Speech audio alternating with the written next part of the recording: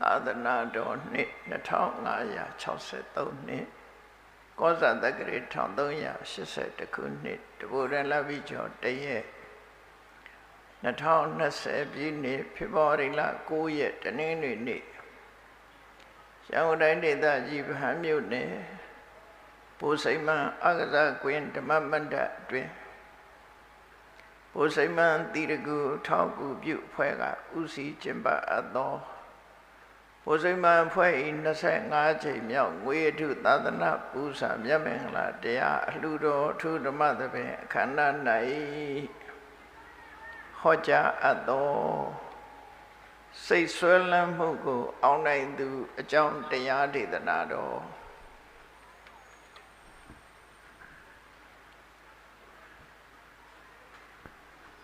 မြတ်စွာဘုရားကဘုရားဗဒဝင်သူတော်စင်တွေကိုစိတ်ကိုဗဟိုပြုပြီးတော့ဆုံးမဩဝါဒတွေပေးခဲ့တာဖြစ်တယ်လူတိုင်းဟာ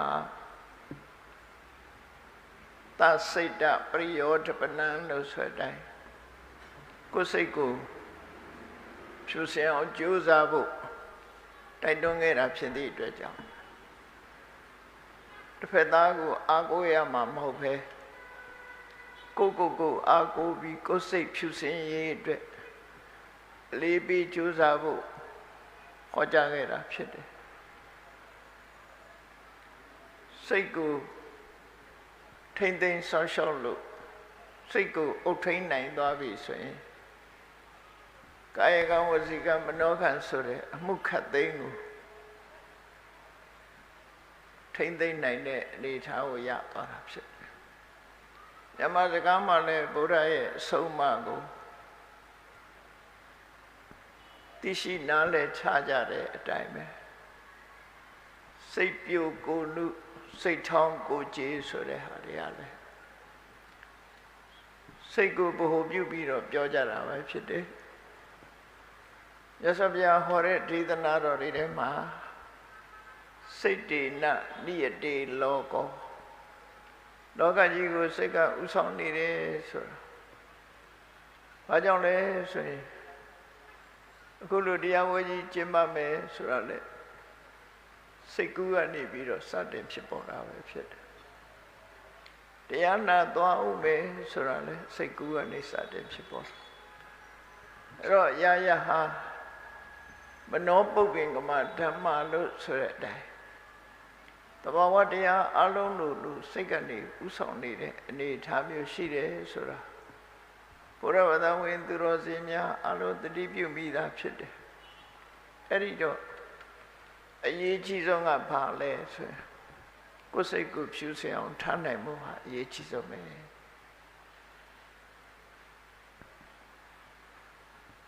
စိတ်ဖြူစင်ဖို့အတွက်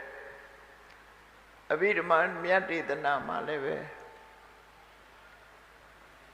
စိတ်ရဲ့အညစ်အကြေးများနဲ့ထိုအညစ်အကြေးများကိုတန့်စင်ဆေးကြောနိုင်တဲ့စိတ်ဖြူစင်ကြောင်းတရားတွေကိုဟောကြားဆုံးမခဲ့တာဖြစ်တယ်လူတွေရဲ့ယင်ထဲမှာသဘာဝတရားနှမျိုးရှိတယ်အညစ်အကြေးနဲ့ထိုအညစ်အကြေးကိုတန့်စင်အောင်ဆေးကြောနိုင်တဲ့သဘာဝတရားစိတ်ရဲ့အညစ်အကြေးဆိုတာသဘာဝတရားတစ်ခုထိုအညစ်အကြေးကိုတန့်စင်ဆေးကြောနိုင်တဲ့တရားဆိုတာသဘာဝတရားတစ်ခုအဲ့ဒီသဘာဝတရားနှစ်ခု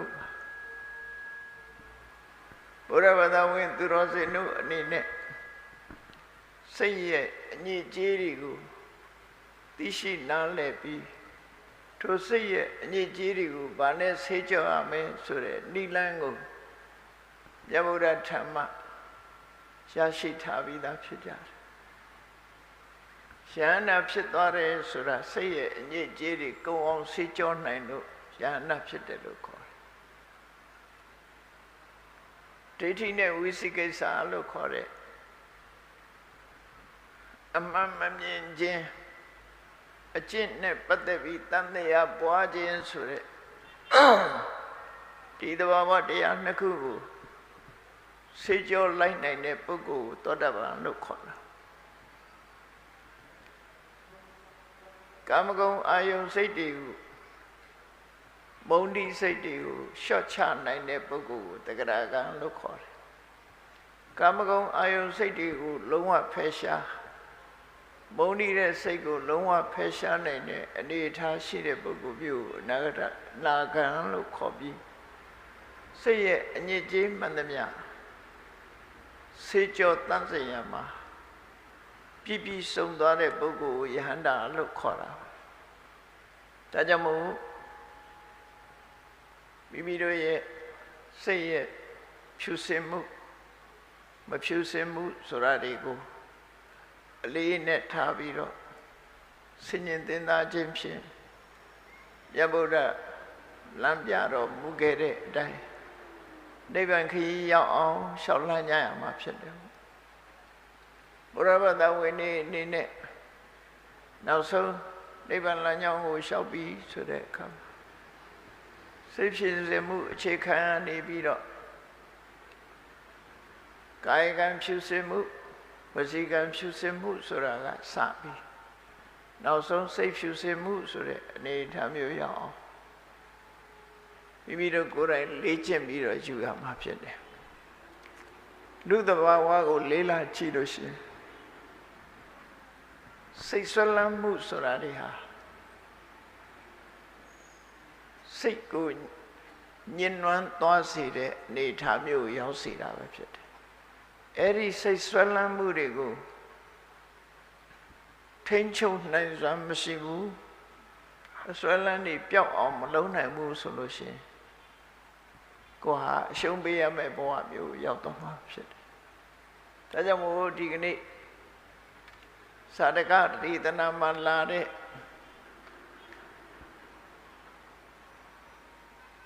ဓမ္မထဆဆက်ကိုအခြေခံပြီးတော့စိတ်ဆွဲလမ်းမှုကိုဘယ်လိုလုပ်ရင်အောင်နိုင်တယ်ဆိုတဲ့နိလန်းလေးတွေကိုမှတ်သားကြဖို့လိုအပ်တယ်ပေါ့အဓိကထားပြောမဲ့စိတ်ဆွဲလမ်းမှုကဘာတွေလဲလို့ဆိုရင်နံပါတ်1ကမနာလိုဝန်တိုးခြင်းလို့ဆိုတဲ့အိတ်သာလူလောကမှာလူအတိုင်းဝိုင်းမှာဒုက္ခအပေးဆုံးအရာဖြစ်တယ်ကိုယ်ရဲ့တာသွားလို့ရှိရင်မနာလိုမရှုစိတ်ဖြစ်တယ်လူချင်းချင်းမုဒိတာမပွားနိုင်ဘူးအောင်မြင်သွားတဲ့ပုဂ္ဂိုလ်အပေါ်မှာမလိုမုန်းတီးတဲ့စိတ်တွေဖြစ်ပွားခြင်းဟာလူတွေရဲ့ယင်ထဲမှာဆွဲလန်းနေတဲ့အရာတစ်ခုပဲဖြစ်တယ်အဲ့ဒီအိတ်တာဆိုတဲ့ယင်ထဲကဆွဲလန်းစေတတ်တဲ့သဘာဝတရားဟာလူလောကကြီးတစ်ခုလုံးကိုနှိမ့်ဆက်နေတယ်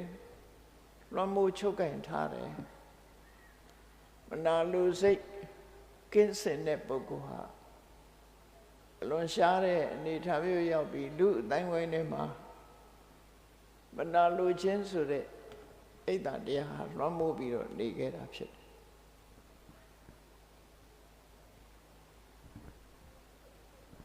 နောက်ဒုတိယလွှမ်းမိုးနေတာဘာလို့ဆိုလူတွေမှာဆွဲလန်းတဲ့အရာတစ်ခုကတော့မူရစ်စေရတဲ့အရာနဲ့ပတ်သက်ရင်လည်းလူတွေရဲ့စိတ်ဆွဲလန်းမှုဟာပြင်းထန်တယ်လို့အယက်သေးစားနဲ့ပတ်သက်ရင်လည်းဆွဲလန်းတယ်မူရစ်မှုနဲ့လည်းပတ်သက်ပြီးတော့ဆွဲလန်းတယ်အဲ့ဒီစိတ်ဆွဲလန်းမှုဟာလည်းပဲလူလောကကြီးတစ်ခုလုံးကိုဖျက်ဆီးနေတယ်လို့ဖြစ်နေပါနိုင်ငံတစ်နိုင်ငံလူမျိုးတစ်မျိုးဟာမူရစ်စေရတဲ့အရာကဖျက်ဆီးလိုက်လို့ရှိရင်ဘဝမှာအောက်တန်းနောက်တန်းကျသွားတဲ့အနေအထားမျိုးထိအောင်ရောက်လို့ထိုမူရစ်မှုကိုကြီးကျယ်တာစီဖြိုဖျက်ပြီးတော့နေကြရတာဖြစ်တယ်ကိုမိသားစုတွေမှာမူရစ်စေဝါအယက်သေးစားတောက်စားဆွဲလန်းနေတဲ့သာသမီရှိလို့ရှိရင်မိသားစုတွေစိတ်ညစ်ကြ မကောင်းတဲ့အခြေအနေတွေနဲ့တွေ့ရတယ်အဲ့ဒီစိတ်ဆွဲလန်းမှုကလည်းပဲမူရစေဝါဆွဲတဲ့စိတ်ဆွမှုကိုလည်းပဲအောင်နိုင်ဖို့ရအလွန်ခဲရတဲ့အရာတစ်ခုဖြစ်တယ်ပေါ့မူရမှုကိုအကြောင်းပြုပြီးတော့ဖြစ်ပေါ်လာတဲ့ပြဿနာတွေကလည်းအလွန်ပဲကြီးမားတယ်နိုင်ငံတိုင်းနိုင်ငံတွေလို့ဝိစေဝနဲ့ပတ်သက်ပြီးထိန်းချုပ်နိုင်စွာမရှိသည့်အတွက်ကြောင့်အကြီးအကျယ်ပြဿနာတက်ပြီးတော့နေချတာကတိခေတ်မှာထင်ရှားတယ်ပေါ့နော်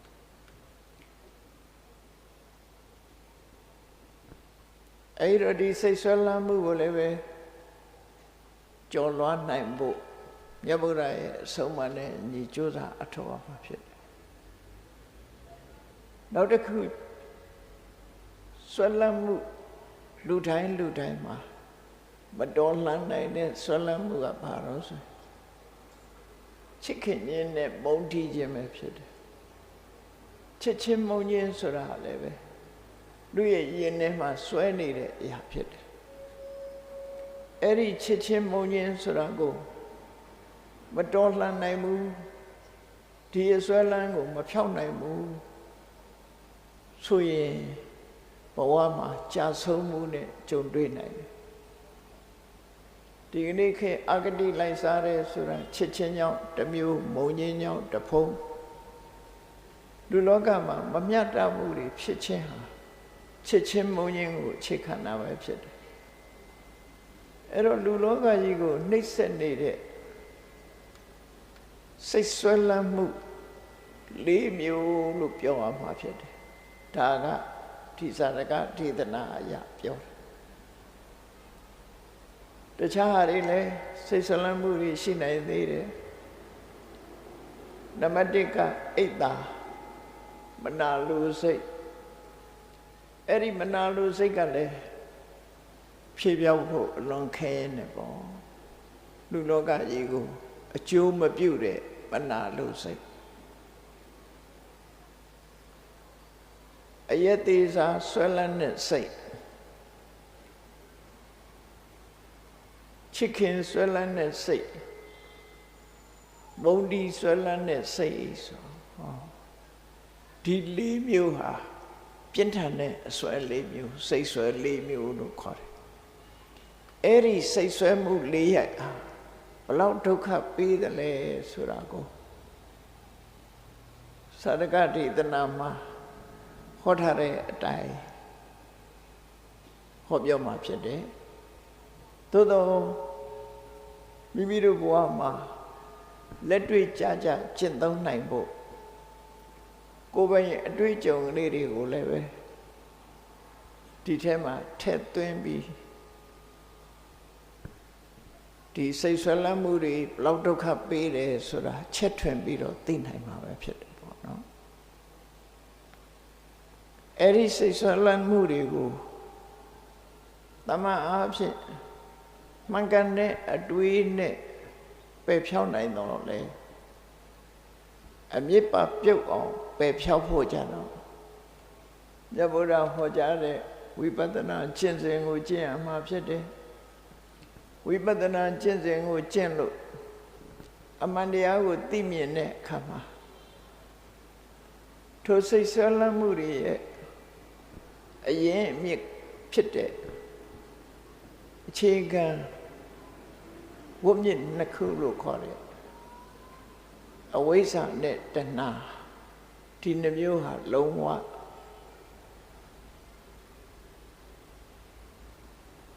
ကင်းလွတ်သွားမှာအဝိဇ္ဇာကိုလည်းဖယ်နိုင်တယ်တဏှာကိုလည်းဖယ်နိုင်တယ်ဝိမြင့်နှစ်ခုစလုံးကိုဖယ်ရှားလိုက်နိုင်ပြီဆိုရင်အခုပြောတဲ့စိတ်ဆွဲလန်းမှုတွေဟာလုံးဝပျောက်ကင်းသွားမှာဖြစ်တယ်ပေါ့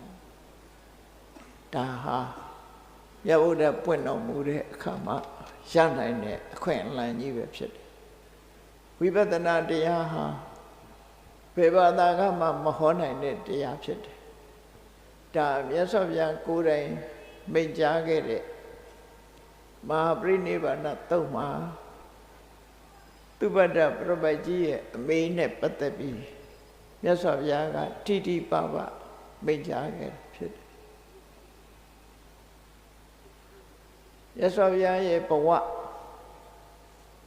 52နှစ်ကာလအတွင်းမှာဝိပဿနာတရားကိုအပြည့်အစုံမပြောနဲ့တစိမ့်တသေးသားတောင်ဟောပြောနိုင်တဲ့ပုဂ္ဂိုလ်တခြားဘာသာမှာမရှိဘူးလို့52နှစ်ဆိုဒီမှာတောထွက်ပြီးတရားကျင့်တာက6နှစ်ဖျားဖြစ်ပြီးတရားဓမ္မလှည့်လည်ဟောပြောတာက45နှစ်ပေါင်းလိုက်တဲ့အခါ52နှစ်အဲ့ဒီ52နှစ်ဓမ္မကျင့်သုံးတဲ့ခေတ်အတွင်းမှာဝိပဿနာတရားကိုတစိမ့်တသေးသားလေးတောင်ဟောပြောနိုင်တဲ့ပုဂ္ဂိုလ်မရှိဘူးဝိပဿနာတရားဆိုတာဘယ်လမ်းကြောင်းကသွားတာတုံးဆိုရင်မဂ္ဂင်၈ပါးလို့ဆိုတဲ့မှန်ကန်တဲ့လမ်းကြောင်းကသွားတာဖြစ်တယ်အမှန်၈ချက်နဲ့သွားရမှာပဲအမှန်မြင်ခြင်းအမှန်တွေးတောခြင်းမှန်တွေးတောတဲ့အတိုင်းမှန်တာကိုသာပြောခြင်းမှန်တာကိုသာလုပ်ခြင်းအသက်မွေးမှုမှန်ကန်ခြင်းကြိုးစားအထောက်မှုမှန်ကန်ခြင်းအာယုစူးစိုက်မှုမှန်ကန်ခြင်းနဲ့စိတ်တည်ငြိမ်မှုမှန်ကန်ခြင်းလို့ဆိုတဲ့အမှန်အကန်၈ချက်နဲ့ဝိပဿနာလမ်းစဉ်ကိုချမှတ်ပြီးထိုဝိပဿနာလမ်းကြောင်းကနေသွားတဲ့အခါမှာပြည့်စုံတဲ့အမှန်၈ချက်သည်တစ်ချက်တည်းကဲ့သို့ဖြစ်သွားပြီးမက္ခဆိုတဲ့နာမည်နဲ့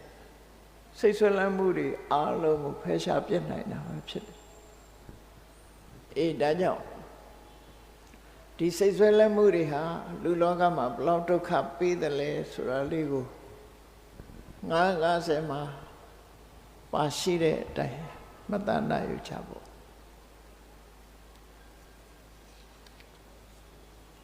နံပါတ်1ကမနာလိုဝန်တုစိတ်အဲ့ဒီမနာလိုဝန်တုစိတ်ဟာလူလောကကြီးကိုတဦးနဲ့တဦးမတည့်အောင်အချင်းချင်းကွဲပြားအောင်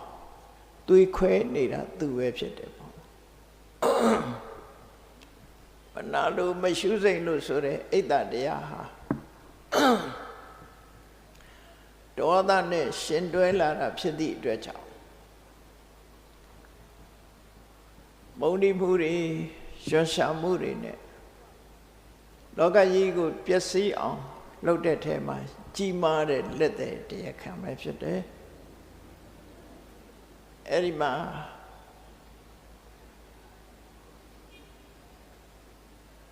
မနာလိုဝန်တိုခြင်းလို့ဆိုတဲ့အိတ်တာမနာလိုဝန်တိုစိတ်ဆွဲကြုံတွေ့ခဲ့ရတဲ့ပုဂ္ဂိုလ်တို့ရဲ့ဘဝဇာတ်လမ်းကို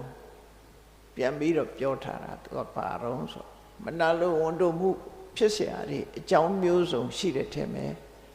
ဒီနေရာမှာအဖြစ်များတဲ့သူ့ဘဝအတွေ့အကြုံကိုပြောမှာဖြစ်တယ်အဋ္ဌိယကာရဏရာဇပဏပိသိပရောဟိတသောမံအဋ္ဌိနိဝေဒေတိတတ္တမဟာအနုတ္တုယကောဘဝအတွေ့အကြုံတစ်ခုအနေနဲ့သူကပြောတာအဲ့ဒီဇာတ်လမ်းလေးကဘုရင်ကြီးတစ်ပါးရဲ့အတွေ့အကြုံပဲဖြစ်တယ်ပါရဏသီမြို့ကဘုရင်ကြီးတစ်ပါးဟာချွန်ပေါ်လှပတဲ့အက္ခမေဟတိဒေဝီမိဖုရားကိုမြောက်စားပြီးမောမမိတ်တန်ထောင်ချီရှိတဲ့ထဲကထိုမိဖုရားကြီးကိုဥစားပေးခဲ့တယ်မိဖုရားကြီးက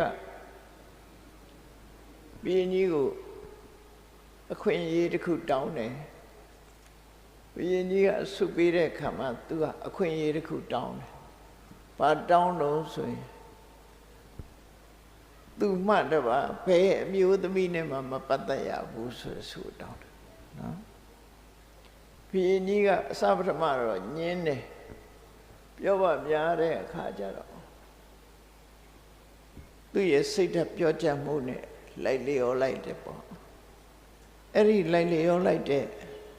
မိဖုရားကြီးဟာသူ့ပေါ်သစ္စာရှိလားဆိုတာကြည့်ဒီမိဖုရားကြီးပေါ်မှာသူဟာမနာလို့ဝန်တို့စိတ်တွေအများကြီးဖြစ်ခဲ့တယ်ဖြစ်ပြပုံဇာလံကတော့ဘာတော့ဆိုတိုင်းပြည်မှာစီရေးကိစ္စရှိလို့ဘုရင်ကြီးကစစ်ထွက်မယ်စစ်ထွက်တဲ့အခါမှာမိဖုရားကြီးကသူ့ဘာအတူလိုက်ဖို့တောင်းဆိုတယ်သို့တော့ဘုရင်ကြီးကစီရေးစရာဆိုတာအသက်ကိုအနှံ့ပြီးတော့ရင်ကိုမြေကရုံးလုပ်ပြီးသွားရတဲ့ကိစ္စမျိုးဆိုမျိုးသမီးတွေမလိုက်သင့်ဘူးဒါကြောင့်ဘုရင်ကြီးကမလိုက်ဖို့နားချတဲ့အခါမိဖုရားကြီးကဘာတောင်းဆိုပြန်လို့ဒီလိုဆိုရင်နေ့စဉ်သူနဲ့ဆက်သွယ်မပြတ်ဖို့ခုခေတ်ဆိုရင်တော့တယ်လီဖုန်းဆက်လို့ရတာပေါ့အဲ့ဒီခေတ်ကတော့တမန်လွှတ်ရမှာဖြစ်တယ်လူတယောက်စေလွှတ်ရမှာဖြစ်တယ်သတင်းစကားပြောဖို့ရအတွက်ဘယ်စခန်းရောက်ပြီးဘာတွေလုပ်တယ်ဒုက္ခဒုက္ခအောင်မြင်မှုဆုံးရှုံးမှုဆိုတာဒီရှေ့တန်းထွက်တဲ့အခါမှာဒီသတင်းကိုသူနေတိုင်းရခြင်းနဲ့ဆိုဘုရင်ကြီးကစခန်းတစ်ထောက်ရောက်တိုင်းလူတယောက်လွတ်တယ်မိဖုရားကြီးစီလွတ်ရတယ်အသွားမှာ36စခန်း36ယောက်ကိုလွတ်လိုက်တယ်ထို့တူပဲအပြန်မှာလည်းပဲ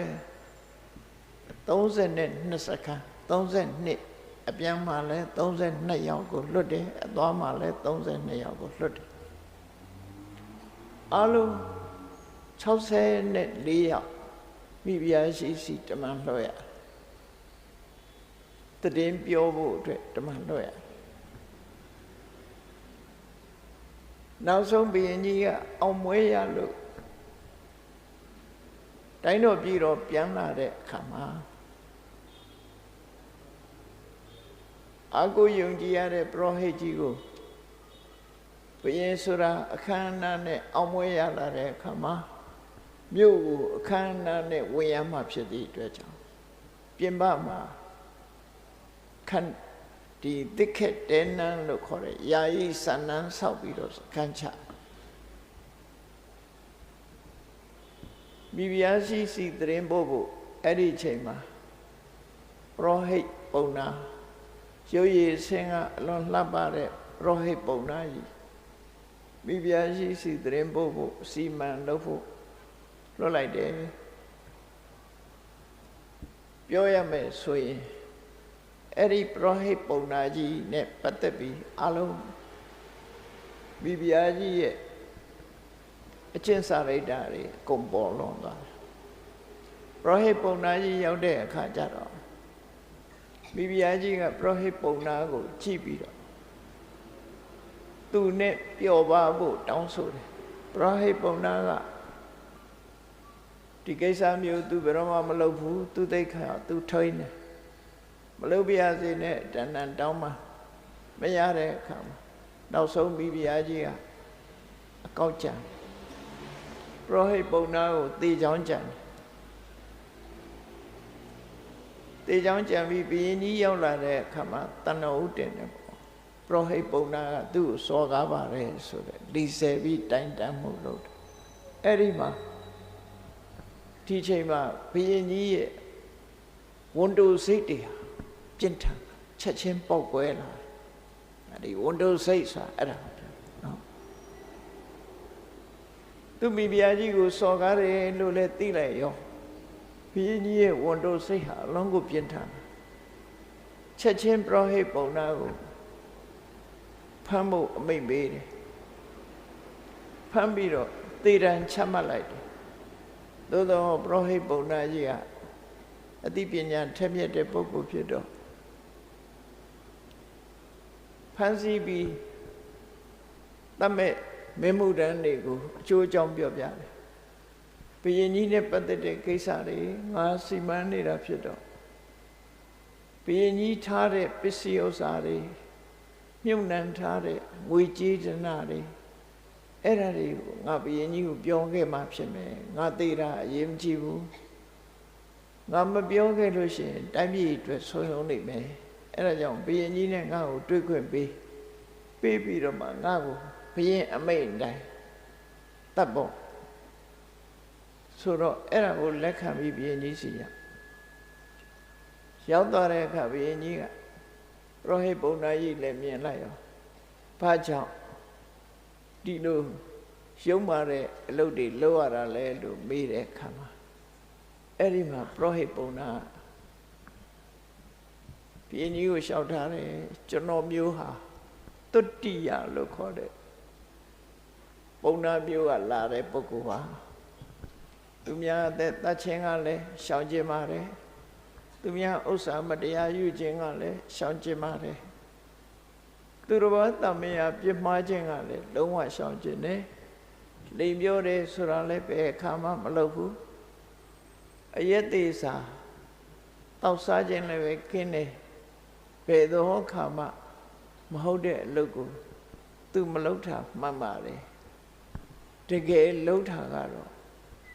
သင်မင်းကြီးကနေပြီးတော့အသွားပြန်လွတ်လိုက်တဲ့64ယောက်သောတမန်တော်တွေနဲ့ဟောရိမိဖုရားကြီးကဖောက်ပြန်ခဲ့တာ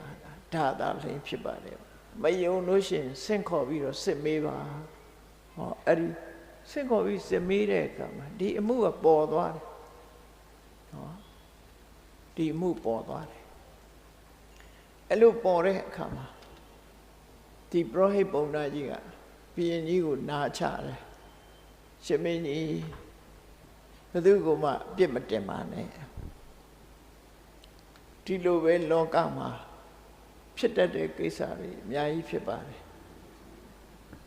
သူ့ကိုအပြစ်မတင်သလို64ယောက်သောတမန်တော်တွေကိုလည်းအပြစ်မတင်ပါနဲ့နောက်ဆုံးမှာမိဖုရားကြီးကိုလည်းပဲအပြစ်မတင်ပါနဲ့လောကသဘာဝမှာဖြစ်တတ်တဲ့စိတ်ဆွဲလန်းမှုတွေကြောင့်ဖြစ်တဲ့အရာတွေသာဖြစ်ပါတယ်ဆိုပြီးဘုရင်ကြီးကိုနားချတော့ဘုရင်ကြီးကလက်ခံသွားတယ်လက်ခံသွားပြီးတော့သူဟာငါအခုလိုပရောဟိတ်ပုံနာကြီးကိုတတ်ဖို့ကြိုးစားတယ်64ယောက်သောလူတွေကိုတတ်ဖို့ကြိုးစားတယ်မိဖုရားကြီးကိုလည်းတတ်ပြစ်ဖို့ကြိုးစားတယ်အခုလိုပြစ်မှုတွေကိုစီရင်ဖို့စိတ်လိုက်မှန်လိုက်ငါဟာစီမံဆုံးဖြတ်ခဲ့တာအဓိကကတော့မိဖုရားကြီးပေါ်မှာဝန်တိုခြင်းကြောင့်ဖြစ်တယ်ဆိုတာသူကသူစဉ်းစားမိလားဝန်တိုစိတ်ဟာဘလောက်ဆိုးတယ်နော်ဒီကနေ့ခေတ်မှာလည်းလူတိုင်းဝန်တိုတယ်ဆိုတာတူတယောက်ချီးပွားရင်လည်းမနာလို့ဝန်တိုစိတ်ဖြစ်တတ်တယ်ကိုယ်ရဲ့တာသွားရင်လည်းမနာလို့ဝန်တိုစိတ်ဖြစ်တယ်ရှင်ပြိုင်သူအချင်းချင်းမှလည်းပဲအနိုင်ရသူကိုရှုံးသူကဝန်တိုစိတ်ဖြစ်တတ်တယ်ဝန်တိုစိတ်တွေဟာလူအတိုင်းဝိုင်းတစ်ခုလုံးကိုလွှမ်းမိုးထားသလိုဘယ်လူမျိုးပဲအတိုင်းဝိုင်းမှာပဲဖြစ်ဖြစ်ဝန်တိုစိတ်ကိုအကြောင်းပြုပြီးတော့တတ်ကြတယ်ဖြတ်ကြတယ်ပြစ်မှုတွေကျူးလွန်ကြတယ်ဆိုတာထင်ရှားတယ်လေဒါတူနဲ့တူမတည့်ကြတာတို့ဘဝမှာချမ်းချမ်းသာသာနေခြင်းတော့လည်းမနေနိုင်တာတို့ဟောဒီမနာလိုဝန်တိုမှုဆိုတဲ့အိတ်တာအပြစ်တင်လိုမှုဆိုတဲ့ဒီသဘာဝတရားဟာလူလောကကြီးတစ်ခုလုံးကိုရုပ်ပြက်ဆင်းရဲဖြစ်အောင်လောကကြီးရဲ့လူသားတွေရဲ့ငြိမ်းချမ်းမှုကိုဖျက်ဆီးနေတဲ့တရားသာဖြစ်တယ်ဘုရင်ကြီးကအလေးနဲ့ထားပြီးတော့စဉ်းစားတယ်စဉ်းစားပြီးတဲ့အခါမှာဒီကိစ္စအခုလို့ဖြစ်ချင်းသည်မနာလိုဝန်တိုခြင်းကြောင့်ဖြစ်တာဖြစ်လို့တဲ့ဒီကနေ့ဒီအချိန်ကစပြီးတော့အရတ္တဖို့ယန္တာဖြစ်သူမရောက်မချင်းတဲ့ကိလေသာကိုအကြောင်းပြုပြီးဖြစ်တဲ့ဟ ဟောဒီဝန်တုစိတ်ဟာငါတဏ္ဍာမှာဘယ်တော့မှမဖြစ်ပါစေနဲ့လို့ဆုံးဖြတ်ချက်ချတယ်အဋ္ဌိဒါဟာဖယ်ရှားခြင်းတစ်မျိုးပဲเนาะငါမှဝန်တုစိတ်ဆိုတာဘယ်တော့မှမဖြစ်စေရဘူးဒီဝန်တုစိတ်မဖြစ်အောင်အခုချိန်ကနေစပြီးတော့ဝန်တုစိတ်ကိုသူ့ရင်ထဲကထုတ်ပြစ်မယ်ဘယ်ဘဝမှာဝန်တုစိတ်ဆိုတာမလာစေရဘူးလို့တည်ငါအားဖြင့်ဝန်တင်ငါစိတ်ကိုချိုးနိုင်ပြလိုက်တယ်တကယ်တော့ရှားတာမဖြစ်သေးလို့ရှိရင်ဝန်တုစိတ်ကလောင်သို့တော့အိတ်တာဆိုတဲ့တရားကိုသောတပန်ဖြစ်ရင်ပဲဖယ်ရှားလို့ရသွားပြီသောတပန်ကအိတ်တာနဲ့မစ္စရိယကိုဖယ်ရှားတယ်လို့စာပေကျမ်းကမှာဆိုသောတပန်ဖြစ်ရင်ကိုပဲမနာလိုဝန်တုစိတ်ဟာဖယ်ရှားပြီးသားဖြစ်သွားတယ်သို့တော့သောတပန်မှာမနာလိုဝန်တုစိတ်နဲ့တွဲနေတဲ့ဒေါသဆိုတာကိုတော့မဖယ်ရှားနိုင်သေးဘူးအဲ့ဒီမနာလိုဝန်တုစိတ်ဟာလူတွေရဲ့အတိုင်းဝိုင်းကိုဖျက်ဆီးနေတဲ့လွှမ်းမိုးချုပ်ကင်နေတဲ့တရားစိုးအညစ်အကြေးမျိုးသာဖြစ်တယ်စိတ်ထဲမှာဖြေပြောက်ဖို့ခက်တယ်စိတ်ဆွဲလန်းမှုတစ်မျိုးပဲဖြစ်တယ်ဒါကြောင့်ဒီဗာရဏသီဘုရင်ကြီးဟာတတိနဲ့ပညာနဲ့ဒီနှစ်ခုကိုယ်မှာဖြစ်နေတဲ့အရာကိုအာယုံစိုက်တာကတတိ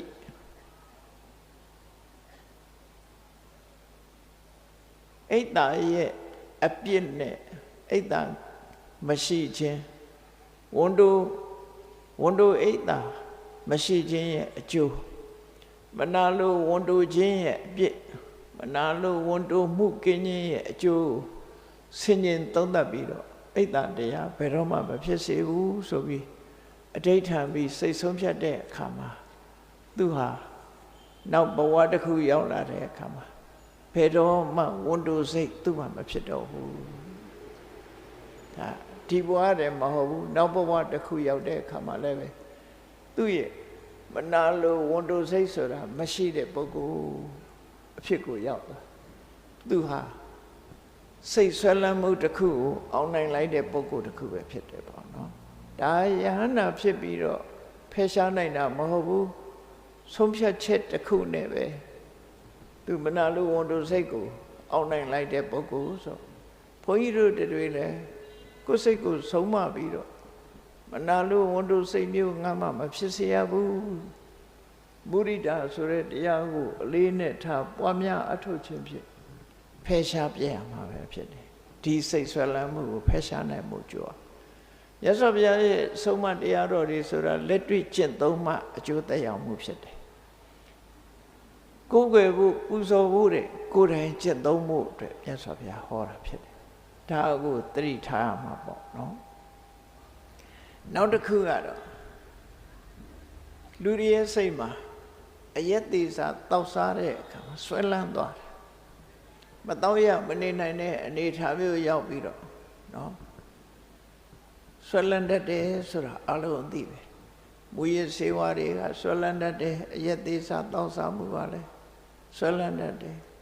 တချို့များဆိုရင်တည်တည်ထီအောင်မဖြတ်နိုင်လောက်အောင်ဆွဲလန်းပြီးတော့သွားရတယ်စိတ်ဆွဲလန်းမှုတစ်မျိုးတည်းမှာအယက်သေးစားပေါ်မှာဆွဲလန်းခြင်းဟာပြင်းထန်တယ်လို့အယက်သဘောကောနဲ့ဒိခုံချုပ်တာအဲ့ဒါနဲ့ပတ်သက်ပြီးတော့လည်းပဲဒီဇလန်နဲ့မှာပါတဲ့ခုနကဗာရဏသီမြင်းဘဝကနေပြီးဆောက်တည်ခဲ့တဲ့ပုဂ္ဂိုလ်ဟာဘဝတစ်ခုမှာအယက်သေးစားတောက်စားလို့တဲ့ဆွဲလန်းမှုကိုသူဖယ်ရှားနိုင်ခဲ့တယ်ပေါ့နော်သူရဲ့အဋ္ဌိဋ္ဌံဖြင့်ဒီစိတ်ဆွဲလန်းမှုကိုအောင်နိုင်အောင်လုပ်ခဲ့မှုတယ်သူရဲ့ဘဝအတွေ့အကြုံကိုပြန်ပြီးတော့ပြောတဲ့အခါမှာမတ္တောအဟံမဟာရာဇဗုဒ္ဓမန္တာနိခါရယေတတသောကေနဟံဖုတ်ထောမစ္ဆပန္နဝိဝေစေသူဟာအယက်သေးစားကိုဘာကြောင့်ဒီဘဝတည်းမကဘူးဘဝဆက်ဆက်မှာအယက်မုန်းသွားတဲ့ပုဂ္ဂိုလ်အယက်ဆွဲလန်းမှု ဖယ်ရှားတွန်းလှန်လိုက်တဲ့ပုဂ္ဂိုလ်ဘာကြောင့်ဖြစ်ရတယ်လဲဆိုရင်အတူချုပ်ကသူဟာအယက်မူးပြီးတော့သူ့သားကိုတတ်ပြီးတော့သားရဲ့အသားနဲ့ပွဲတော်တီးခဲ့ဘူးတယ်ကိုချစ်လာဆိုတော့သားလေးရဲ့အသားနဲ့အယက်မူးနေတဲ့အချိန်မှာကိုသားကိုတတ်စားခဲ့တာကြောင့်မို့ဒီအယက်ရဲ့ဆိုးဝါးမှုကိုသူသိပြီးတော့ဘယ်သောခါမှယန္တာမဖြစ်မချင်းနော်ဒီလိုဘဝကိုပျက်စီးစေတတ်တဲ့အရက်ဆိုတာငါဘယ်တော့မှမတော့တော့ဘူးလို့ဘဝတစ်ခုမှာသူဟာမြေမှုန့်ကိုမျက်နှာကိုတုပ်လိမ့်ပြီးတော့သေချာပေါ့အဋိဋ္ဌံခဲ့တာဖြစ်တယ်ပေါ့ဒါသူတို့ခေတ်ကပေါ့တခုလုံးတော့မယ်ဆိုရင်မြေကြီးကိုတက်တည်တည်တဲ့အနေနဲ့မြေမှုန့်ကိုလက်နဲ့ယူပြီးတော့မျက်နှာကိုပုတ်ပြီးတော့ဘယ်တော့မှဒီဟာကိုမကျူးလွန်တော့ဘူးအခုကတော့လက်တန်းချင်းချိတ်ပြီးတာတို့လက်ဝါးချင်းရိုက်ပြီးတော့လောက်ကြတာဒါတပါပေါ့နော်သူရှင်ကျေးမှုနဲ့သူလောက်ကြအဲ့တော့အဖြစ်ပြက်ကဒီလိုဗာရဏသီဘုရင်ဖြစ်ခဲ့တော့ကသူဟာအရက်မရှောင်နိုင်နဲ့အရက်အမြဲတမ်းဆွဲလန်းနေတဲ့ဘုရင်ကြီးတူဖြစ်ခဲ့တယ်အမြဲတမ်းအရက်နဲ့ပဲပျော်မွေ့ပြီးတော့နေတယ်တနေ့ကျတော့အဖြစ်ဆိုးတစ်ခုကဘလို့ကြုံသွားတော့ဆိုသူ့မှာသားကလေးတူထွန်းကားထားတယ်ကလေးပေါက်စားအလွန်ငယ်သေးတဲ့အရွယ်လေးတရက်မှာသူဟာအရက်ကြိုက်တယ်လို့အသားလည်းအလွန်ကြိုက်တယ်ဥပုပ်နေ့တရက်မှာ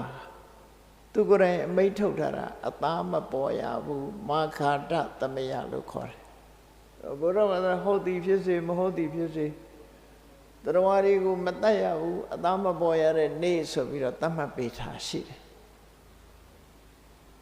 အဲ့တော့ဘုရင်ကြီးကလည်းအသားမပါရင်ပွဲတော်မတည်ဘူးဖြစ်သွားပုံကတော့စရောဂဲကကျွတ်တင်ပြီးတော့အသားကိုတရက်ဝယ်ထားတယ်အခုခေတ်လိုရေခဲတက်တာကရှိတာမဟုတ်ဘူးလေအသားကိုလာပြည့်နေလို့ဥပုံနေမှာအသားမတတ်ရဘူးဆိုတဲ့အခါမှာအဖိတ်နေလို့ကအပူဝယ်ထားတယ်သို့တော့သူဝယ်ထားတဲ့အသားသေးသေးချာချာမသိမ်းတော့ဘုရင်မွေးထားတဲ့ခွေးတွေဝင်စားသွားတယ်နောက်ရက်ဘုရင်ကြီးကပ်ဖို့ဆက်ဖို့အသားမရှိတော့ဘုရင်ကြီးကလည်းအသားမပါရင်ဘယ်တော့အခါမှပွဲတော်မတည်ဘူးဆိုတော့စရောဂဲဟာအကြက်ရိုက်ပြီးပြပြရှိသွားပြီးတော့အကြံဉာဏ်တောင်းတယ်သူ့မှာအသားလည်းမရှိဘူးလက်ဖြင့်ကအသားမပါရင်ဘုရင်ကြီးကလက်ခံမှာမဟုတ်ဘူးအဲ့ဒါဘယ်လိုလုပ်ရမလဲဆိုပြပြကြီးကအကြံပေးတယ်အေးဘုရင်ကြီးကသူ့သားလေးတွေ့လို့ရှိရင်ကျန်တာအလုံးကိုမေ့နိုင်တယ်သားကလေးနဲ့ပဲဒီချော့မြူပြီးတော့ကျန်တာတွေအကုန်လုံးမေ့သွားနိုင်တယ်အဲ့တော့ပွဲတော်တည်တဲ့အချိန်မှာငါကသားလေးကိုယူပြီးဘုရင်ရဲ့ပေါင်းမော်တင်ပေးထားမယ်အဲ့ဒီအချိန်မှာမင်းပွဲတော်ဆက်အဲ့ဒီကျန်တိုင်းစားတော့ကဲကခက်လန့်လန့်နဲ့အသားမပါတဲ့ပွဲတော်ကိုတည်လာဒီအချိန်လေးမှာမိဖုရားကြီးကသားကလေးကိုချီလာပြီးဘုရင်ကြီးပေါင်းမော်တင်ပေးလိုက်တယ်ဘုရင်ကြီးကသားကလေးမြင်ကြတဲ့ဟာသူကသားကလေးကလွယ်လို့ဘာမှအာရုံမဆိုင်ဘူးသို့တော့စရောကဲရောက်လာပြီးတော့ထမင်းပွဲကိုကြည့်လိုက်တဲ့အခါမှာအသားမပါတာတွေ့တယ်အရက်ကလည်းမူးနေပြီမူးနေအောင်တောက်ထားတာဘာမှတတိမရှိတော့ဘူးအဲ့ဒီအချိန်မှာအသားပဲ့မလဲလို့ဆိုတော့ဒီနေ့ဟာဥပုပ်နေ့အသားမပေါ်ရတဲ့နေ့ဖြစ်သည့်အတွက်ကြောင့်အသားမပါနိုင်ပါဘူးလို့ရှောက်တဲ့အခါမှာသူ့သားလေးကိုလက်ကုပ်ချိုးပြီးရော့ခုချက်ချင်းချက်ခဲ့ဆိုသားလေးကိုတတ်ပြီးတော့ချက်ခိုင်းလိုက်တယ်ဘ ရင်ကြီးကိုကြောက်လို့ဘယ်သူမှမပြောရဲဘူးငိုလည်းမငိုရဲကြဘူးသားကလေးဟာအချောင်ဘုရင်ကြီးပွဲတော်စာဖြစ်သွားတယ်နော်သိဆုံးပြီးတော့အဲ့လိုသားရဲ့အသားကိုစားပြီးတော့နောက်တည့်ရက်နဲ့အမူးပြေတဲ့အခါကျတော့ငါသားလေးပဲမရုံခေါ်ခဲ့ကြလို့ဆိုတဲ့အခါမှာမိဖုရားကြီးကအဲ့ဒီကြတော့ငိုကြွေးပြီးတော့ညာကအဖြစ်ဖြစ်ကိုပြောရတာဖြစ်တယ်အဲ့ဒီအချိန်မှာဘုရင်ကြီးဟာစိတ်နှလုံးဘလောက်ဒုက္ခရောက်သွားတယ်သူဟာပဂရိစိတ်နဲ့ဆိုရင်ဒီသားလေးကိုတတ်ရမှာမဟုတ်ဘူးအရက်မူးနေသည့်အတွက်ကြောင့်ဒီကလေးကိုတတ်လိုက်တယ်တတ်ရုံနဲ့မကဘူးသူ့သားရဲ့အသားကိုတောင်စားတယ်ဆိုတော့ဒီအဖြစ်ဆိုးကြီးဟာအရက်သေးစာတောက်ဆရာခြင်းကြောင့်ဖြစ်တာဒါကြောင့်မို့အရက်သေးစာအခုလိုအဖြစ်ဆိုးနဲ့ကျုံစေတတ်တဲ့ဘဝမှာဘာကိုမှမစင်စားနိုင်တော့အောင်ပျက်စီးသွားတဲ့အရက်မျိုးကိုငါဒီကနေ့ကစပြီးဘယ်တော့မှမတောက်တော့ပါဘူးလို့ဒိဋ္ဌာန်လိုက်တာအဲ့ဒီဒိဋ္ဌာန်လိုက်သည့်အတွက်ကြောင့်အဲ့ဒီဘဝကစပြီးတော့အခုနောက်ရောက်လာတဲ့ဘဝတွေထီအောင်သူဟာဘယ်တော့မှအရက်မတောက်တဲ့လူဖြစ်သွားတယ်ဒါအဒိဋ္ဌာန်ယုံနဲ့ပဲဒီလိုစိတ်ဆွဲလမ်းမှုတစ်ခုအောင်မြင်ခဲ့တယ်ဒီစိတ်ဆွဲလမ်းမှုဆိုတာအလွန်ကြီးတာတချို့ဆိုကိုမစားပါနဲ့ကွန်းရဖြတ်ခိုင်းတာတော့မဖြတ်နိုင်ကြဘူးနော်အရက်မပြောနဲ့ကွန်းရလဲဆွဲရတာပဲလူတွေမှာအဲ့တော့စိတ်ဆွဲလမ်းမှုတွေဟာတစ်ခုနဲ့တစ်ခုတော့ဒုက္ခပေးတတ်တာတစ်မျိုးမဟုတ်တစ်မျိုးလူတွေကိုဒုက္ခပေးနိုင်အဲ့ဒီလိုအရက်သေးစာတောက်စားမှုကိုစိတ်ဓာတ်ခိုင်ခိုင်မာမာနဲ့သူဟာအောင်နိုင်လိုက်တဲ့အနေအထားမျိုးကိုရရှိခဲ့တယ်ဆိုတာသူ့ဘဝစာကြောင်းကိုခုလိုမှတ်တမ်းတင်ထားတာပဲဖြစ်တယ်ပေါ့နောက်တစ်ခုဇလန်းတစ်ခုကတော့အဲ့ဒီပုဂ္ဂိုလ်ပဲဘဝတစ်ခုမှာသူကကိတဝါသောနာမဟာရာဇပုဒ္ဒောပစ္စေကဘောဓိမေပတ္တံဗိနိတဝါသဝိတောနိတနေဟောတတ္တကာရဏချစ်ခင်မှုနဲ့ပတ်သက်ပြီးတော့စိတ်ဆွဲလမ်းမှုဟာလည်းပဲအလွန်ပြင်းထန်တယ်အဲ့ဒီချစ်ခင်မှုဆိုတဲ့စိတ်ဆွဲလမ်းမှုဟာလည်းပဲလူကိုဒုက္ခပေးချစ်ချင်းမုန်းခြင်းဆိုတဲ့နေရာမှာချစ်ချင်းဟာလည်းဒုက္ခပေးအဲ့ဒါနဲ့ပတ်သက်ပြီးတော့သူ့ရဲ့ဘဝအတွေ့အကြုံလေးတစ်ခုပြောပြတယ်သူဟာတိုင်းပြည်တစ်ပြည်ရဲ့ဘုရင်တဦးဖြစ်တယ်သူ့ရဲ့နာမည်ကအဲ့ဒီဇလန်းမှာခိတဝါဒလို့ခေါ်တယ်ခိတဝါဒဘုရင်ကြီးမှာသားကလေးတူမင်းသားလေးတူသားကလေးတူမွေးဖွားလာတော့အရွယ်ရောက်တဲ့အခါမှာအိရှိမင်းသားဖြစ်ခံတာအဲ့ဒီသားကလေးမွေးလာတဲ့အခါမှာနမိတ်ဖတ်တဲ့လက္ခဏာဖတ်တဲ့ပေရင်ဆရာတွေကပြောတော့ဆိုဒီကလေးရဲ့စာတာဒီကလေးရဲ့လက္ခဏာအရာ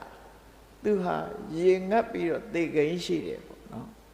ရေမတောက်ရလို့သေမဲ့အမှတ်သားပါနေတယ်ရေပြတ်ပြီးတော့ရေငတ်ပြီးတော့သေလိုက်မယ်ကျွတ်တင်ပြီးတော့ဟောကိန်းထုတ်တာအဲ့ဒါကိုဘုရင်ကြီးကစိုးရိမ်တော့သူသားလေးရေမကတ်ရအောင်ဆိုမြို့တဲ့ကောင်မှလည်းရေကန်နေရေအိုးစင်နေဥယျာဉ်မှလည်းရေကန်နေရေအိုးစင်နေလမ်းဘေးတွေမှလည်းပဲရေကန်နေရေအိုးစင်နေတိုင်းပြည်မှာအနှံ့အပြားရေကန်ရေအိုးစင်နေလှုပ်ထားပြီးဘယ်တော့သွားသူသားနဲ့အတူသွားလေးရှိတယ်အဲ့ဒါလို့နဲ့စောင့်ရှောက်ပြီးမယ်လို့တရက်တော့ဒီမင်းသားကမြို့ပြင်ကိုထွက်သွားတယ်မြို့ပြင်ထွက်သွားတဲ့အချိန်လေးမှာသူ့အချမ်းရံပြိတ္တတွေအားလုံးအချမ်းရံနေနဲ့ထွက်သွားတဲ့အခါမှာလမ်းမြပစ္စေကဗုဒ္ဓတပါးတွေ့တော့လူတွေအားလုံးကပစ္စေကဗုဒ္ဓကိုကြည်ညိုမြတ်နိုးစွာရှ िख ိုးကြအယုသိပေးကြတယ်သူ့နားမှာတယောက်မှမရှိဘူး သူ့ကိုကြောပေးပြီးတော့ပိစိကဗုဒ္ဓကိုပဲဝိုင်းပြီးတော့ရှစ်ခိုးကြအဲ့ဒီချိန်လေးမှာသူကပိစိကဗုဒ္ဓကိုရှစ်ခိုးရမလားဆိုပြီးတော့ဒေါသထွက်သွားပြီးတော့ပိစိကဗုဒ္ဓဒီအနီးချင်းကပ်ပြီးတော့အရှင်ဖေဟာဆွမ်းရပါလားလို့ဆိုရပါပြီလို့ပြောတဲ့အခါပိစိကဗုဒ္ဓထဲကတပိတ်ကိုယူပြီးတော့ပေါက်ခွဲတယ်ပိစိကဗုဒ္ဓရဲ့ဆွမ်းတွေကိုခြေထောက်နဲ့နေပြီးတော့မြေကြီးပေါ်မှာအနှံ့အပြားလှုပ်တယ်အဲ့ဒီခါမှာပိစိကဗုဒ္ဓကသူ့ကိုကရုဏာစိတ်နဲ့ကြည်တာဩဒုက္ခရောက်ရှာတော့မယ်ပိစိကဗုဒ္ဓရဲ့တပိတ်ကိုပေါက်ခွဲရုံမှာကအစားအစာတွေကိုခြေနဲ့နင်းဖြစ်ပြီးတော့ဒီလိုစောကားရတွေ့တော့ပိစိကဗုဒ္ဓကသူ့ကိုကြည့်ပြီးဩတနာစရာဒုက္ခရောက်ရှာတော့မယ်လို့ကြည့်တဲ့အကြည့်ကိုသူကဘာကြည့်တာလဲသူ့ကိုမကျေနပ်ဘာမလုပ်နိုင်ဘူးသူဟာဘုရင်သားတော်ဖြစ်တယ်ပေါ့ဘုရင်သားတော်ဖြစ်တယ်သူ့ကိုဘာမှလုပ်လို့မရဘူးဆိုပြီးစောကားမော်ကလှုပ်လိုက်တဲ့အခါပိစိကဗုဒ္ဓဟာဆောမဘဝေးဝေးရပဲနဲ့ကောင်းကင်ကိုပြန်ပြီးတော့ကြွသွားတယ်ပိစိကဗုဒ္ဓလည်းကြွသွားရောသူခန္ဓာကိုယ်မှာသူလုံးလိုက်တဲ့အကုသိုလ်စော်ကားလိုက်တဲ့အကုသိုလ်ကချက်ချင်းအကျိုးပေးတော့ခန္ဓာကိုယ်မှာမီးလောင်တယ်လို့ပဲချက်ချင်းပူလာကြီးလောင်လာကြီးလို့ဖြစ်လာတယ်နော်ပူလာကြီးလောင်လာကြီးဖြစ်တဲ့အခါကျတော့ရေပေးကြလို့ဆိုအခါကြည့်လိုက်တဲ့အခါမြစ်ချောင်းအိမ်ဘယ်နေရာမှရေရှာလို့မရဘူးရေကန်တွေကလည်းအကုန်ခန်းလူတွေရှိတဲ့ထဲကရေတွေအကုန်လုံးပြတ်ထွက်သွားတယ်သူစီရေလုံးဝမရောက်နိုင်တော့အဲ့ဒါနဲ့သူကရေငတ်ပြီးတော့သေဆုံးပြီးပေရင်ဆရာတွေဟောထားတဲ့အတိုင်းရေငတ်လို့သေဆုံးမြေမြူပြီးနောက်ဆုံးဝိဇင်ငရဲရောက်သွားတယ်ပိစိကဗုဒ္ဓကိုပြစ်မှားတဲ့အကုသိုလ်ကချက်ချင်းကျုပ်ပေးလိုက်တယ်ဒီသတင်းကိုကိတဝါဒဘုရင်ကြီးကကြားတဲ့အခါမှာသားပေါ်မှာချစ်တဲ့စိတ်ကအလွန်ပြင်းထန်သည့်အတွက်ကြောင့်တောကတွေဖြစ်တယ်လူဆိုတာတောကဆိုတာစိုးရင်စိတ်ပူလောင်စိတ်ရှင်တဲ့နှလုံးထဲမှာမခံနိုင်တော့အောင်ပူလောင်တဲ့စိတ်တွေတောကဆိုဖြစ်တယ်အဲ့ဒီတောကဟာဘာကြောင့်ဖြစ်တာလဲဘုရင်ကြီးကစဉ်းစားတော့အယံတောကောပိယဝတ္ထုတော်ဥပ္ပစီချစ်ခင်ခြင်းဆိုတဲ့အယံဝတ္ထုကနေပြီးတော့ချစ်သူခင်သူကိုအကြောင်းပြုပြီးတော့ဒီတောကဆိုဖြစ်တယ်မှန်တယ်ကိုယ်နဲ့မသိတဲ့လူတစ်ခုဖြစ်လဲဘာမှဖြစ်ဘူးကိုယ်နဲ့ယဉ်နှီးတဲ့ခင်မင်းနဲ့ဆိုရင်လူတွေဟာတောကဖြစ်ကြတာနောက်ဆုံးမှကိုယ့်ကိုခင်ဆုံးဆိုကိုယ့်ကိုတစ်ခုဖြစ်မယ်ဆိုတောကဖြစ်တယ်ပစ္စည်းဥစ္စာနဲ့ပတ်သက်ပြီးတော့လဲကိုယ်ပိုင်ဆိုင်တဲ့ပစ္စည်းနဲ့ပတ်သက်ပြီးတောကဖြစ်တယ်ကိုယ်မဆိုင်တဲ့ပစ္စည်းဘလောက်တန်ကြီးရှိတောကမဖြစ်ဘူးလူတွေထဲမှာလည်းပဲကိုယ်မသိတဲ့လူသိဆုံးတဲ့သတင်းကြားလဲဘာမှမဖြစ်ဘူးကိုယ်နဲ့ယဉ်နေတဲ့ပုဂ္ဂိုလ်ဆိုရင်တောကဖြစ်လာယဉ်နေလေတောကဖြစ်လေပူရင်လေပူတောကဖြစ်လေဒီလိုဖြစ်တာနော်ကိုမိသားစုတွေကဆိုမပြောနဲ့တော့အကြီးအကျယ်တောကဖြစ်တာအဲ့တော့ပိယတော်ဇာယတိတောကောဆိုချစ်ခင်မှုဆိုတဲ့တဏှာကြောင့်တောကဆိုတာဖြစ်တာဘုရင်ကြီးကအလေးနဲ့စဉ်းစားပြီးအကယ်၍ငါသားအပေါ်မှာချစ်ခင်စိတ်မရှိဘူးဆိုလို့ရှိရင်တောကလည်းဖြစ်မှာမဟုတ်ဘူးဒါကြောင့်မို့ဒီနေ့ကစပြီးတော့သက်ရှိသက်မဲ့ဘယ်အရာပဲဖြစ်ဖြစ်ချစ်ခင်ခြင်းတွေ့တာခြင်းမရှိတာကောင်းတယ်ဘယ်တော့မှမရှိစေရဘူးလို့သူ့စိတ်ကိုဒိဋ္ဌံပြီးဆုံးဖြတ်ချက်ချဒီနေ့ကနေစပြီးသူ့ပေါ်မှာချစ်ချင်းဆိုတဲ့ဆွဲလန်းမှုသူ့မှာမရှိစေရဘူးလို့ဆိုပြီးတော့စိတ်ထဲမှာအဋိဋ္ဌံဆုံးဖြတ်လိုက်တာအဲ့ဒါကနေပြီးဘဝလေးအဆက်ဆက်တွေမှာသူဟာတောကဒီချစ်မှုဆိုတာသူ့မှာချစ်ချင်းဆိုတဲ့စိတ်ဆွဲလန်းမှုသူကင်းသွားတယ်အဲ့တော့ချစ်ချင်းဆိုတဲ့စိတ်ဆွဲလန်းမှုကင်းသွားတာနဲ့တပြိုင်နက်တောကဆိုလည်းပျောက်သွားတာပဲဒါသဘာဝပဲ နော် where there is attachment there is worry ဆိုတာရှိ attachment ရှိတဲ့နေရာမှာ worry ဆိုတာလာတယ်နော် worry ဆိုတာလာတယ်ဒါကြောင့်မို့ချစ်ခင်မှုမရှိတဲ့အရာမှာတောကဖြစ်တယ်ဆိုတာလောကမှာဖြစ်ဘူးတဲ့ဒါကြောင့်တောကကိုဖယ်ရှားခြင်းလို့ရှိရင်ချစ်ခင်မှုတွေ့တာမှုကိုဖယ်ရှားမှသာဖြစ်တယ်ချစ်ခင်မှုတွေ့တာမှုကိုမဖယ်ရှားနိုင်ပဲတောကကင်းဝေးနေထိုင်ရေးဘလောက်ကြိုးစားတောကဘယ်တော့မှကင်းမှာမဟုတ်ဘူးနော်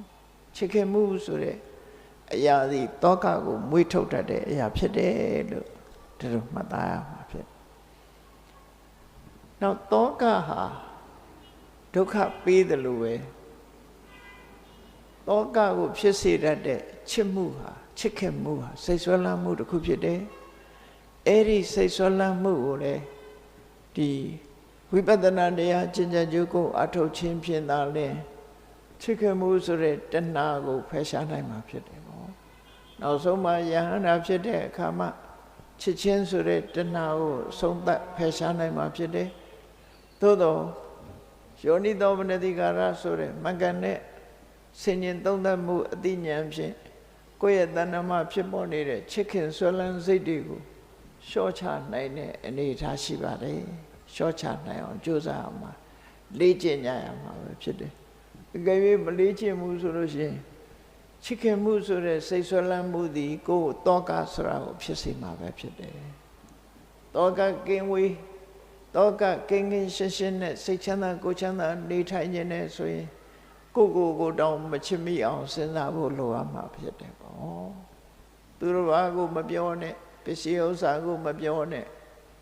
ကိုတောင်မချစ်မိအောင်ကြိုးစားနေဖို့ဖြစ်တယ်ဆိုတာဒါသက်သေပြထားတာပဲဖြစ်တယ်ပေါ့နောက်တစ်ခါမုန်းစိတ်ဆိုတာမုန်းတာကလည်းဆွဲလန်းမှုတစ်ခုပဲလူတွေဟာတယောက်နဲ့တယောက်မုန်းတဲ့စိတ်တွေဟာဆွဲလန်းတယ်အမုန်းတရားဟာတဘောအတဲ့မကဘူးဘောပေါင်းများစွာမုန်းတတ်တယ်ကြုံတွေ့ခြင်းကြုံတွေ့ဘူးကြလိမ့်မယ်လောကလူတွေဟာတခါမှမတွေ့ဘူးတဲ့လူပဲဖြစ်စေကိုယ်နဲ့လည်းမသိဘူးသို့တော့မြင်ချင်းအဲ့ဒီပုဂ္ဂိုလ်ကိုမုန်းတဲ့စိတ်ပေါ်တာမျိုးတွေဖြစ်တတ်တယ်နော်မုန်းတဲ့စိတ်ကပေါ်တတ်တယ်မြင်နာနဲ့ပဲမျက်စိထဲမှာအချိုးမပြေဘူးဆိုတာလေးရှိတယ်ပေါ့မြင်နာနဲ့ပဲခင်မင်သွားတဲ့ပုဂ္ဂိုလ်လည်းရှိတယ်မြင်ယုံနဲ့ပဲမုန်းသွားတဲ့ပုဂ္ဂိုလ်လည်းရှိတယ်အဲ့ဒါတွေဟာအခြေခံအကြောင်းတရားတွေရှိနေလို့ပဲဖြစ်တယ်ဒါဖြင့်ဒီမုန်းစိတ်ဆိုတဲ့ဒေါသကို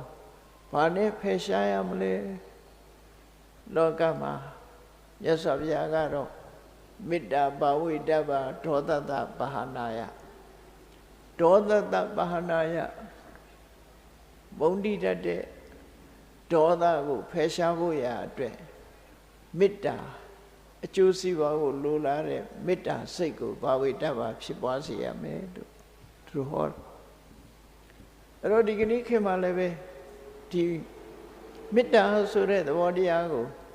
အမှန်ကန်သိရှိနားလည်ဖို့လိုတယ်မေတ္တာပို့တယ်ဆိုတာဒီကနေ့ခေတ်မှာပြောနေကြတာမေတ္တာပို့ခံရတဲ့လူတွေချမ်းသာဖို့မေတ္တာပို့တဲ့လူကချမ်းသာဖို့ဆိုတာကိုလူတွေဟာချမ်းသာဖို့အစဉ်ပြေဖို့အတွက်ပြောလို့ရှိကြတယ်လေဘုန်းကြီးတွေတွေ့ရင်လည်းတပည့်တော်မေတ္တာပို့ပေးပါကျမ်းမာခြင်းလည်းမေတ္တာပို့ပေးပါဒီလို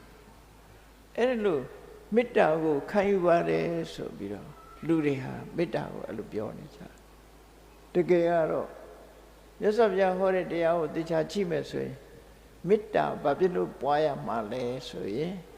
လူတယောက်သားတစ်ဖက်သားချမ်းသာဖို့အတွက်လားကိုချမ်းသာဖို့အတွက်လားဆိုရင်စဉ်းစားကြည့်မယ်ဆိုရင်မေတ္တာဖို့လို့မချမ်းသာဘူးလားဆိုတော့ချမ်းသာမှာပေါ့သို့တော့မြတ်စွာဘုရားရဲ့ဥတည်ချက်ကမေတ္တာကဘာအတွက်ပွားတာလဲဆိုရင်ရှင်တွေကအမုန်းတရားပျောက်ဖို့ပွားရမှာဖြစ်တယ်အဲ့ဒီဥတည်ချက် target လို့ခေါ်တယ်ပြစ်မှတ်ကိုမရောက်ဘူးတော်များများကမေတ္တာပို့ရင်ချမ်းသာမယ်လို့ထင်ပြီးတော့မေတ္တာဘက်ကိုသွားနေကြဆိုလိုတာက ကိုယ့်ရင်နဲ့ဘာကြောင့်မေတ္တာဖြစ်စေရတယ်လဲဆိုမုန်းတီးတဲ့စိတ်ပြောင်းအောင်မေတ္တာပွားရမှာဖြစ်တယ်ကိုယ့်ရင်ထဲမှာအမုန်းစိတ်မရှိအောင်လွတ်ဆောင်ခြင်းတစ်မျိုးဖြစ်လို့မုန်းစိတ်မပြောင်းမချင်းကိုယ့်ရင်ထဲမှာမေတ္တာနဲ့မုန်းစိတ်ကိုဖြောင်းနိုင်အောင်လုပ်ရမယ်ဘယ်သူချမ်းသာအောင်မေတ္တာပို့တာမဟုတ်ဘူးဘယ်သူတဦးတယောက်စီးပွားရေးဆင်ပြေအောင်ကျမ်းမာအောင်မေတ္တာပို့ရတာမဟုတ်ဘူးရသော်ဘုရားစကားအရမေတ္တာဘာဝိတ္တဘာဒေါသတဘာဟနာယကိုယ့်ရင်ထဲမှာရှိနေတဲ့ဒေါသဆိုတဲ့အမုန်းတရားကိုဖယ်ရှားနိုင်မှုအတွက်မေတ္တာပွားရမှာဖြစ်တယ်ပေါ့ကျန်တာကအဓိကမဟုတ်ဘူးဒေါသပျောက်ဖို့ရအဓိကကြတယ်ပေါ့ဒါကြောင့်မုန်းစိတ်မုန်းတီးခြင်းဆိုတဲ့စိတ်ဆွဲလန်းမှုပျောက်အောင်ဘာလုပ်ရမလဲမေတ္တာပွားရမှာဖြစ်တယ်ပေါ့အဲ့ဒါလက်တွေ့ကြတဲ့အရာတစ်ခုပဲအေးမေတ္တာဘာဝနာပွားများအထောက်တဲ့ပုဂ္ဂိုလ်တွေဟာရှင်တဲ့နှလုံးထဲမှာအမုန်းစိတ်တွေဟာလျော့ပါသွားပြီးနောက်ဆုံးဘဝတန်တရားမှာ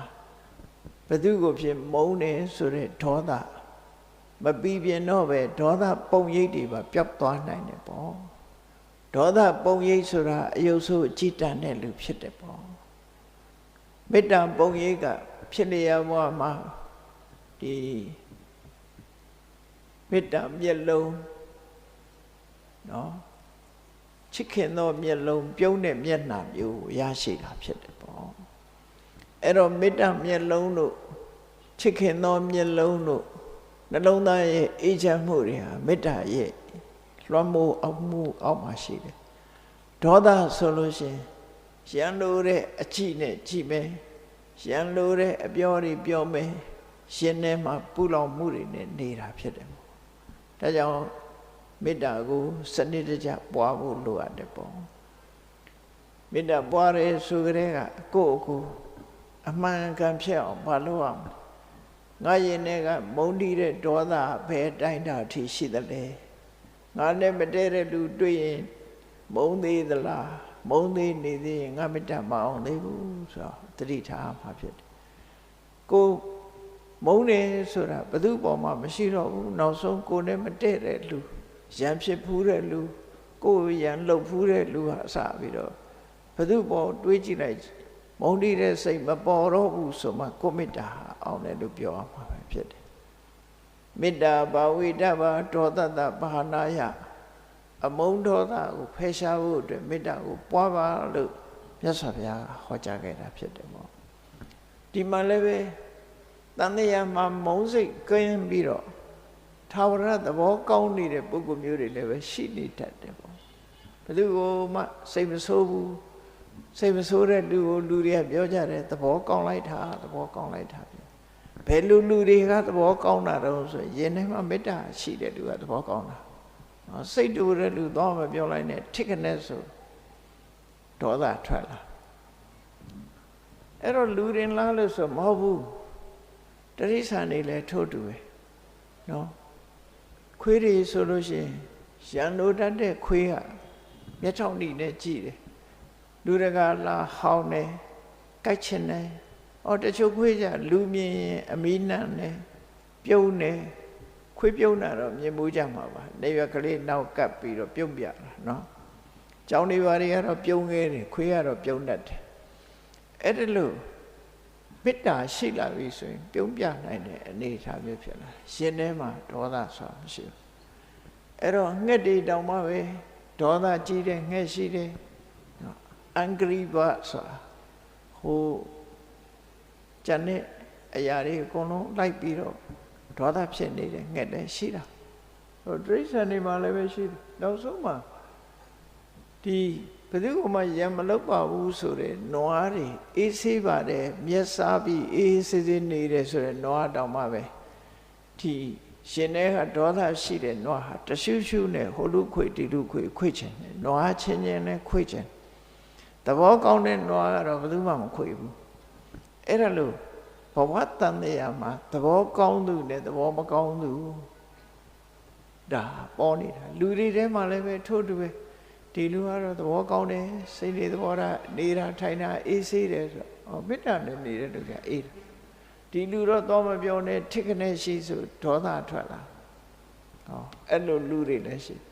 ဒါကြောင့်မို့ကိုဘဝမှာကိုယ့်ရဲ့စိတ်အခြေအနေတစ်ခုကိုကြည့်ပြီးတော့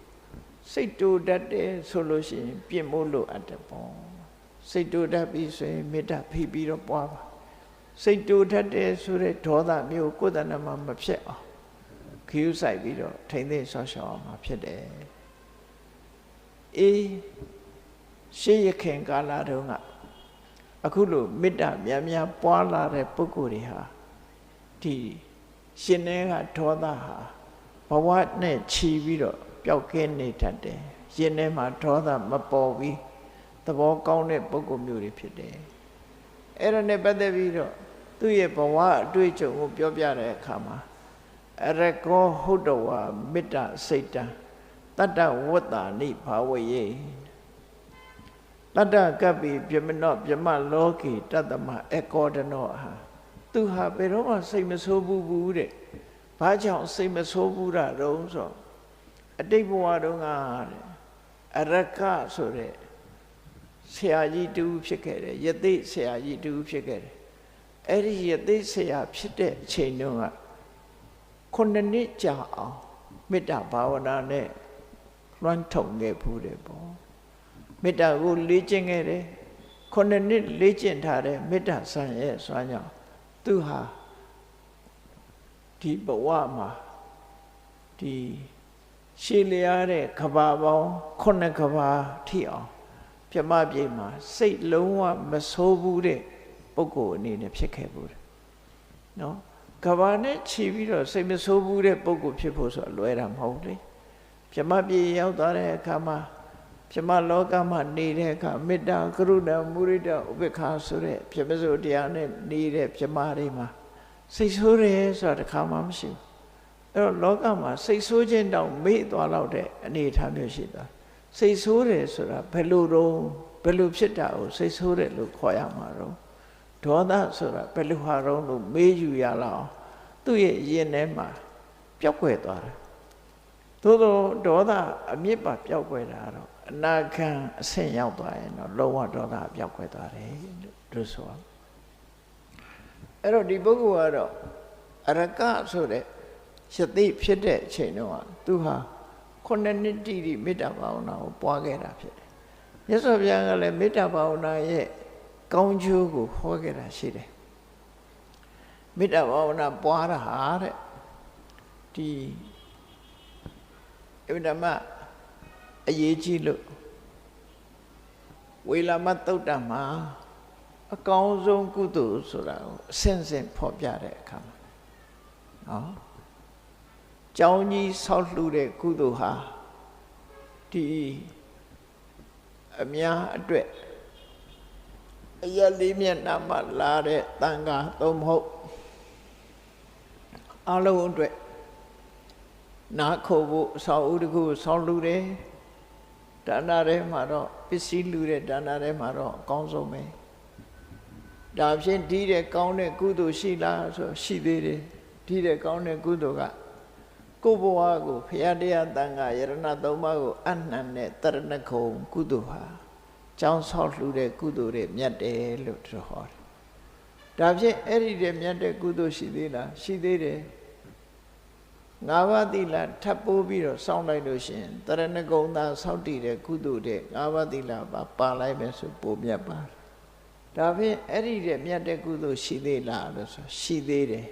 ဘယ်ကုသိုလ်တော့ဆိုနတ်သားလေးတရှူလောက်အချိန်ပိုင်းလေးပဲဖြစ်စေမေတ္တာဘာဝနာပွားပါတဲ့နတ်သားတရှူဆိုတာမြမပြေကလူတွေသဘောပေါက်ပါတယ်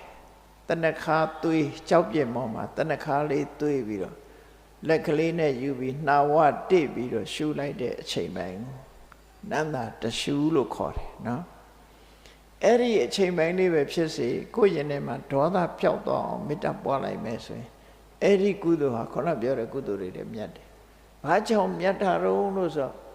ခုနကတရဏဂုံနဲ့သီလကသီလကုသိုလ်များတာဖြစ်တယ်။ကျောင်းလူတာကဒါနကုသိုလ်တရဏဂုံနဲ့သီလကသီလကုသိုလ်။ဟောဒါနတဲ့သီလကမြတ်တယ်။မေတ္တာဘာဝနာပွားရကြတော့သမထဖြစ်သွားတယ်။ဟော ဘာဝနာဖြစ်သွားတယ်ဒါကြောင့်မို့လို့မေတ္တာဘာဝနာဆိုတဲ့ဒါနသီလဘာဝနာသမထဘာဝနာပုံမြတ်တယ်ဆိုဒါပြင်ဒီတဲ့ကောင်းတဲ့ကုသိုလ်ရှိသေးတာဆိုရှိသေးတယ်အဲ့ဒီကုသိုလ်ကဘာလို့ဆိုဝိပဿနာကုသိုလ်လောကကြီးကမမြဲဘူးဆိုတာကို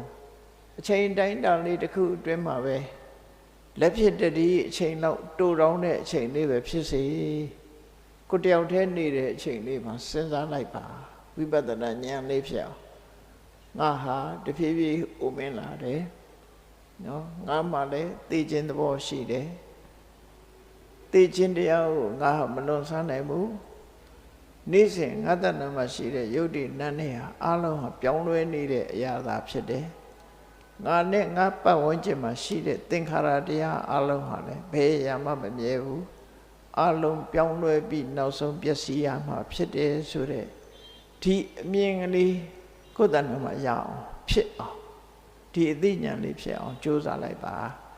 ကြိုးစားလိုက်လို့အဲ့ဒီအသိဉာဏ်ရပြီဆိုရင်တော့ကုသိုလ်တွေမှာတော့အကောင်းဆုံးလုပ်လို့ရတဲ့ကုသိုလ်တွေမှာအကောင်းဆုံးလို့ပြောအောင်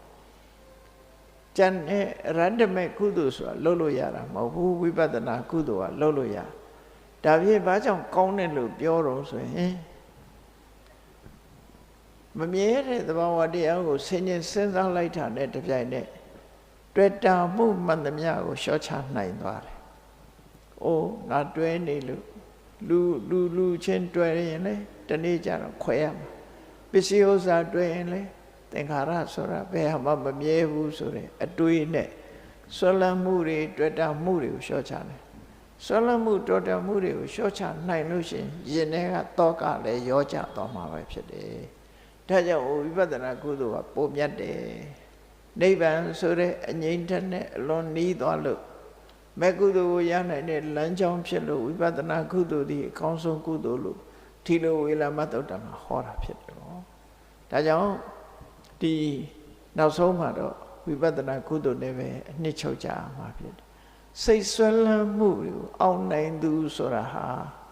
ဒီမှာပါထားတဲ့ဇလံအတိုင်း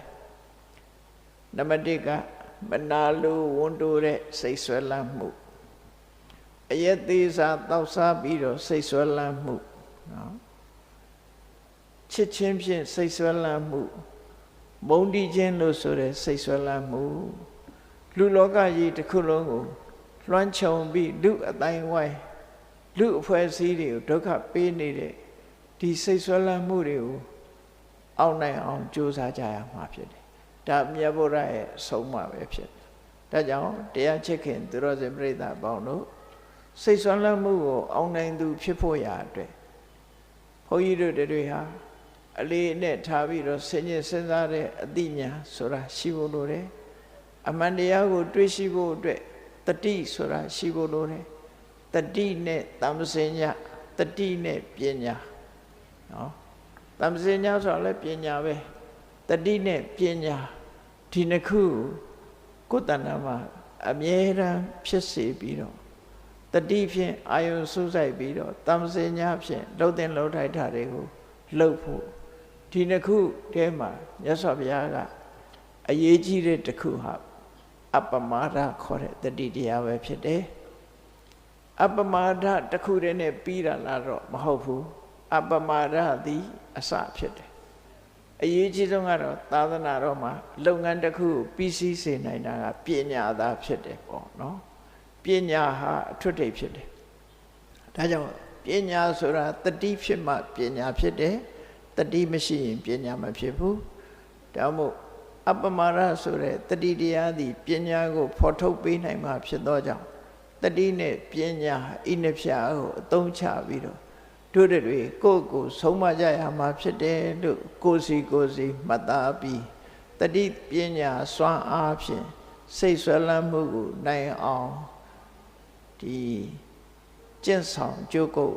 အားထုတ်နိုင်ကြပါစေကုန်သတည်း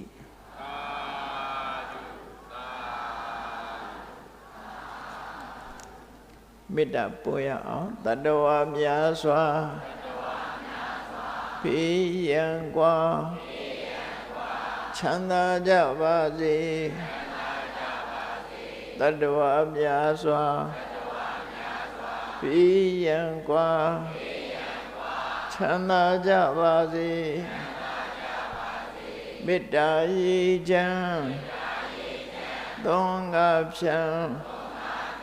ငြိမ်းချမ်းကြပါစေမေတ္တာရေချမ်းသုံးငါဖြံငြိမ်းချမ်းကြပါစေသက်ရှိကျမ်းမာစိတ်ချမ်းသာလူရဆန္ဒပြေပါစေသက်ရှိကျမ်းမာစိတ်ချမ်းသာလူရဆန္ဒပြေပါစေဓမ္မောတရံပိဝိတဝါနဝိတာတဗ္ဗေတမုဟတာအာဇရမရာတိတိဘာဝံနိဗ္ဗာနံယန္တုတာရောဓမ္မောတရံလောကဝတ္တောသမောဟစိတ်တောကင်းပြောက်ကြည်အေးတရားဆေးကိုပိဝိတဝါဝန္တာရှင်ပြတောက်ကြရနာကြရဂုံသောကြောင့်ဝိတာတဗ္ဗေပူဇာခြင်းနောက်ကိလေသာဆေရတောက်ဟုသမျှတို့သည်တမုဟတာပိကြဘဲတွင်ရေမတင်တဲ့ကဲ့သို့ကိစ္စင်လွင်ပြောင်းပြီးမရောက်အောင်ပဲဖြောင်းအကုန်သည်ဟွန်တုစင်စစ်မသွေဖြစ်ကြပါစေကုန်သတည်းအစရမရံအိုခြင်းလဲကွာနာခြင်းလဲကင်းသေးခြင်းလဲရှင်းထသောတိတိဘောကိလေသာဟုပုခတ်သိကိဉ္စီယာအစစ်ဖြစ်ပေထသောနိဗ္ဗာန်နိဗ္ဗာန်ဟုခေါ်ဤမြို့တော်သို့တာရောတရားချစ်ခင်စိတ်ကောင်းဝိညာသူတော်ရှင်များတို့သည်ယန္တုပါရမီအစဉ်စဉ်မြင့်နေမြင့်၍မလင့်ပုံသေးဆက်ရောက်တော်မူကြပါစေကုန်သတည်း